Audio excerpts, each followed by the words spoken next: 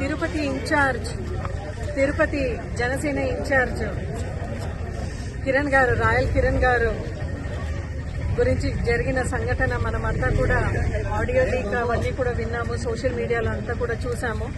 నిజంగా చాలా బాధాకరంగా ఉంది. ఎందుకంటే లక్ష్మి అనే ఒక అమ్మాయి బయటికి వచ్చి రాయల్ కిరణ్ అనే అబ్బాయి తనను వేధిస్తున్నాడు, నయవంచన చేశాడు, డబ్బులు ఇవ్వాలి, ఆయన డబ్బులు అడగకపోతే ఆయన వచ్చి ఇంటికాడికే వచ్చి లక్ష్మి ఇంటికాడికే వచ్చి ఆయన కొట్టినాడట.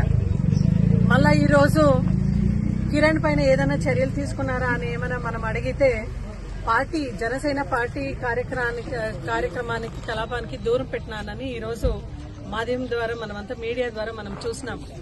అయితే నిజంగా ఎంత బాధాకరంగా ఉంది అంటే ఆ పాప తనకు డబ్బు ఇవ్వాల్సిన కిరణ్ ని అడిగితే, ప్రశ్నిస్తే ఈరోజు పోలీసు వాళ్ళు వచ్చి ఏదో ఒక కేసు పెట్టేసి చెక్ బౌన్స్ కేసు ఆమెను అరెస్ట్ చేయడం జరిగింది.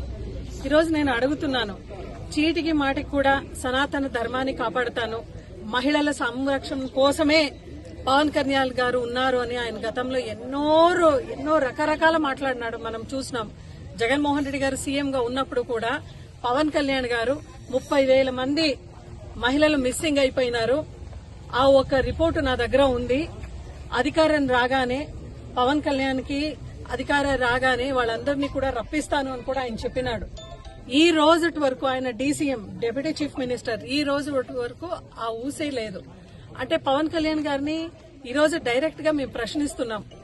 మీరు అధికారులు రాకముందరే ఒక మాట మాట్లాడుతున్నారు, ఈ రోజు ఒక రకంగా మాట్లాడుతున్నారు. మహిళల కోసం ఎప్పుడు కూడా నేను స్పందిస్తానని మీరు ఎప్పుడు చెప్పేవాళ్ళు.